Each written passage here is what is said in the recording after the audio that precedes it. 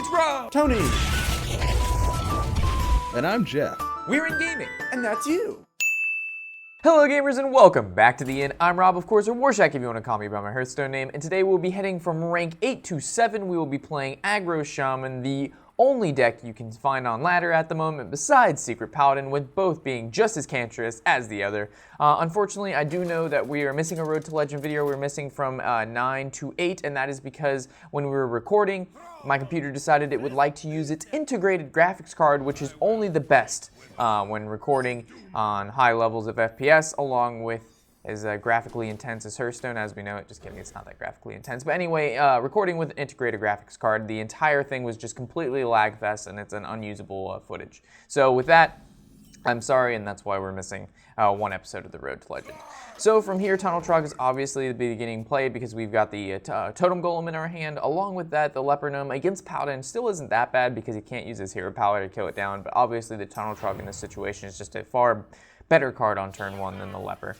Even if he shielded mini-bots, having 3 health makes it live long enough for us to put in at least 2 attacks with it. So, swinging face, there's no point to swing into the shielded mini-bot due to the fact it does have Divine Shield, and we couldn't even kill it anyway. Like, if we have like a Whirling Zip-O-Matic out, and if we don't kill her 2-drop, then it kills the Whirling, then you normally trade, but in this situation, ooh, Whirling Zip-O-Matic, there's no point not to. So in this situation, like, wow, it actually worked out quite well, because now, I think Whirling is the choice here, and then we're going to switch probably Totem Golem into his 2-2, and then our 2-1 face, and then he's going to have to choose whether or not he wants to kill him Whirling Zip-O-Matic with his 1-1 if he has Muster. If he doesn't have Muster, all he can kill is Tunnel Trog. So best case scenario, he doesn't have... Oh, never mind. I was going to say, best case, he doesn't have Cog Hammer or Muster, and our Whirling Zip-O-Matic gets to put in damage, but because of this, he's going to kill Whirling. But that lives lives long enough so Tunnel Trog can put in some more damage. I think we hold on to the Leper because it's going on turn 4 and he has Consecrate, so we can go for a Healing Totem. Taunt Totem works as well. Alright, and we're going to probably go face. There's no point to attack the 1-1s because he's just going to swing 2 1-1s into our Taunt and then swing his weapon and 1 into our Tunnel Trog and probably our Totem Golem. But I doubt he can kill at least 2 of our cards unless he has Consecrate, which would be a crazy curve for him. It's just really annoying. Oh my god. Alright, so Shielded Mini-Bot on 2, Muster for Battle on 3, Consecration on 4. What is this? We don't even know if he's playing a Secret Paladin yet. He hasn't really played anything distinctly telling me he's mid-range or Secret Paladin. So I think we're going to go Charge and Leper swing for 2. At least we have him at 15 health prior to playing Doomhammer, which is really, really nice in this situation. Really, really nice. Harvest Golem, which tells me he's most likely playing Secret Paladin. That's like one of the first cards I put in my Secret Paladin deck because I thought it was really sticky, so like Competitive Spirit and Redemption would really, or Avenge, say, would work really well on them. So we're just going to swing for, I think we Rockbiter here because if he plays a Taunt, we're going to regret not Rockbitering and swinging for 10, so we might as well swing for 10, swing for 2, and then if anything, we draw a spell next turn. If not, we Leper on the field, kill off Leper, he does too. Because we know Secret Paladin does play Taunts, but they don't play any heals. So, and I doubt he can kill me with 2 turns from 25 health with this current board. Like, even if he plays Cult Master, what kind of Paladin is this guy running? I don't know. I don't want to say Token, because Token Paladin really doesn't exist, but I don't know what runs Cult Master and Harvest Golem.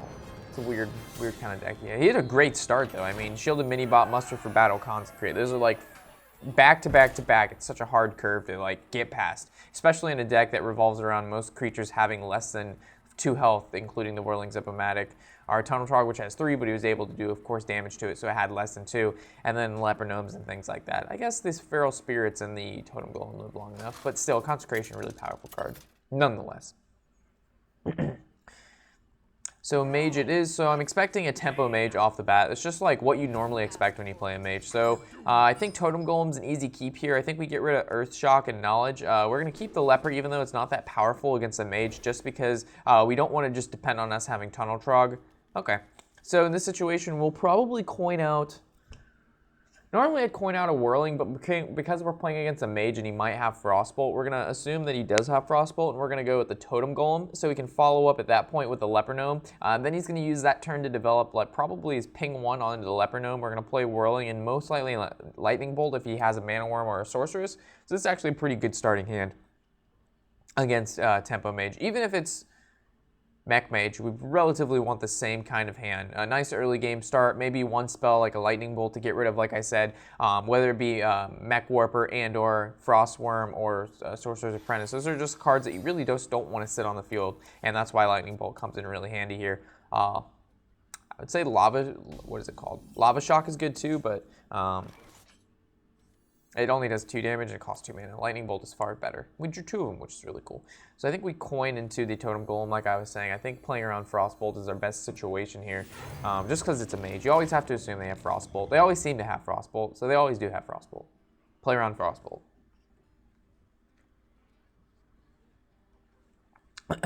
Every rose has its thorn. Okay. Wow, Blood Mage. So he's playing actually a Freeze Mage, which is pretty good on our behalf because this deck does fairly well against Freeze Mage. So we play Leper Gnome, we swing our Totem Golem into his Thalamus, so he has to ping on turn 3 instead of using Arcane Intellect, which is good for us. If he Arcane Intellects instead of pinging the Leper Gnome puts in 4 damage for 1 mana. We play Whirling Zip-O-Matic next turn, and maybe we'll draw into like a Tunnel Trog or another Leper, but we'll see. Wow, Acolyte of Pain did not ping it. Okay. This guy's getting pretty greedy. Ooh, Tunnel Trog. So Tunnel Trog, Whirling, kill off his Acolyte of Pain, swing for 2. He's only going to draw 1 from that. So most people in that situation would have gone face, maybe with their Totem Golem thinking, oh, I need to deal the 3 damage. So yeah, we would have done 3 more damage to him, but we would have lost our Leper and he would have drawn 2 cards from Acolyte, which is not a good situation to be in. Giving a Freeze Mage the opportunity to draw cards, as many as they need, by leaving the Acolyte up, because he can just ping it and then swing into a creature, is not good. So there's a Frostbolt on the Whirling Zip-O-Matic to deny us 6 damage, but that's not a big deal.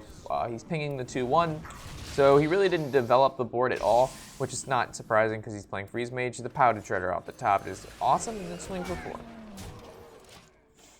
So again, you just have to kind of know when to go face with this deck and when to make value trades. Like, I'm pretty sure killing the Thalamus there was the right play, but some people could have said otherwise. But I think I'm for sure the Totem Golem into the Acolyte of Pain is good.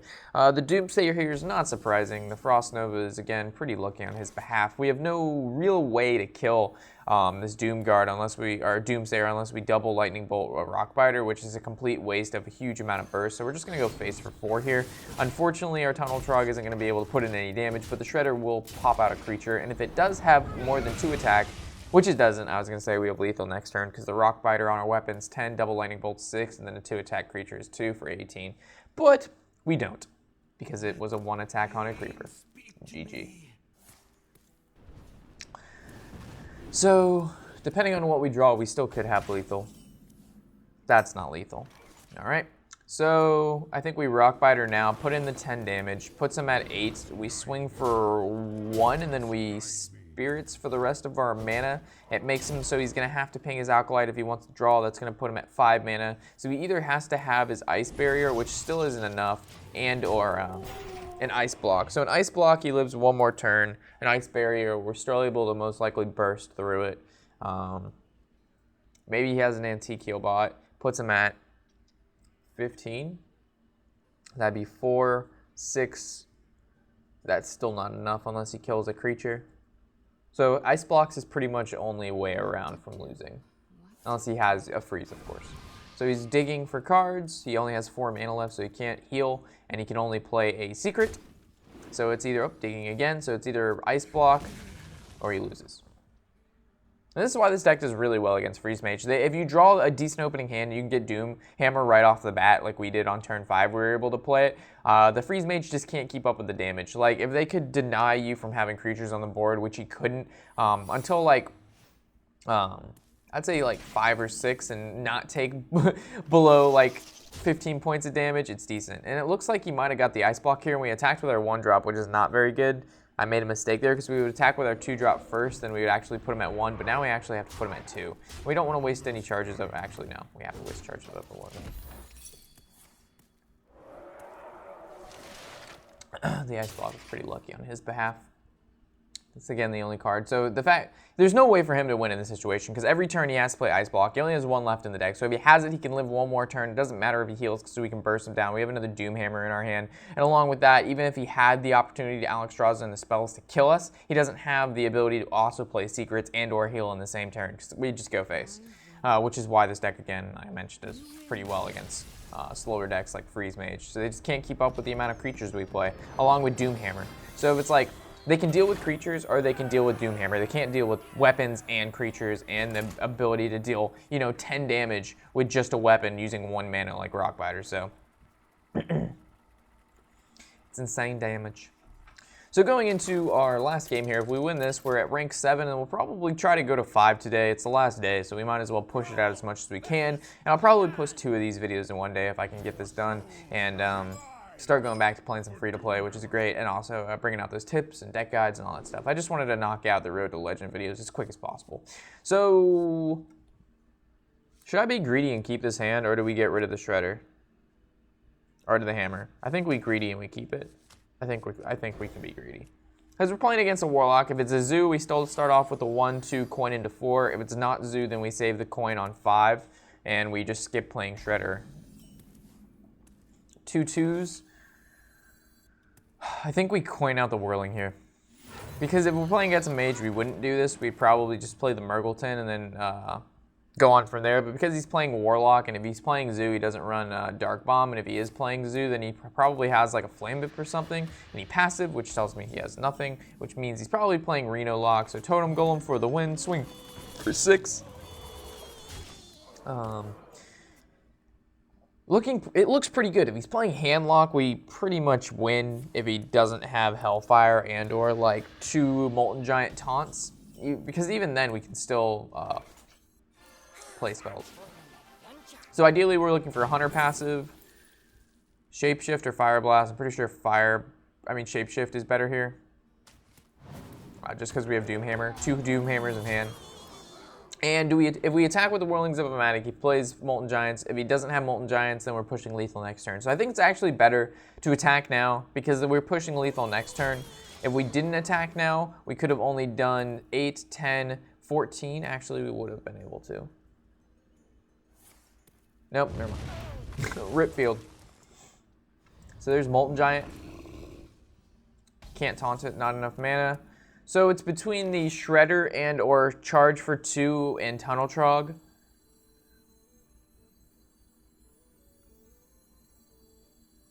I think we Charge for 2 and Tunnel Trog just to put in as much damage as possible in case we draw like a Lightning Bolt next turn. Because then we definitely push lethal. So he's at this situation now where if he taunts, he's scared we might have a spell, and if he heals, he doesn't deal with the field. So turn 5, he's probably just going to give him, I don't know, he could anti-Keelbot, or he could like Defender of Argus, or throw out another creature in Sun Fury Protector. It's going to be either taunt or heal, one of the two. Or he's going to tap if he has nothing. So it looks like Defender of Argus brings that at 9/9. He most likely goes face. If he kills a creature, that's really dumb. So face for 9, which is a lot. Rockbiter doesn't particularly help us right now because we're at 5 mana and we have to Doomhammer to buff our Tunnel Trog to be able to get through the 9/9. Our 2/1's going to live, but it's going to clear the rest of our board. And we're actually going to take 9 in this situation because we're going to have to attack it with the Doomhammer to get through it. And now this also puts it at a point where when we swing, he can't passive, but he can if he has the damage to pump out 7 damage, which I don't think his deck can do unless he's running like Leroy Power Overwhelming, which still doesn't have enough mana to do. So even if he was running combo, it's not enough. He said well played, so he might have the lethal, who knows. He could double Power Overwhelming the Defender of Argus, or 1 Power Overwhelming Dark Bomb? What would that be, 6, 7, 8, 9? Yeah, I'd do it. So he swings with Argus. Swings with Argus. Can you pump out 7 damage? He passives to kill himself. There you go. Rank 7 plays. Anyway, guys, I know that this deck guide is not up, or the Aggro Shaman deck guide is not up yet. So with that said, if you're questioning, if you want to see this deck in a deck guide, it'll be up shortly. I just haven't had time to post it yet. We kind of want to knock out all the Road to Legends. And with that said, we're probably going to go to 5 today, like I mentioned. So going to do as much as I can. Going to finish this off. Of course, guys, I'm Warshack, and happy whatever the hell day it is.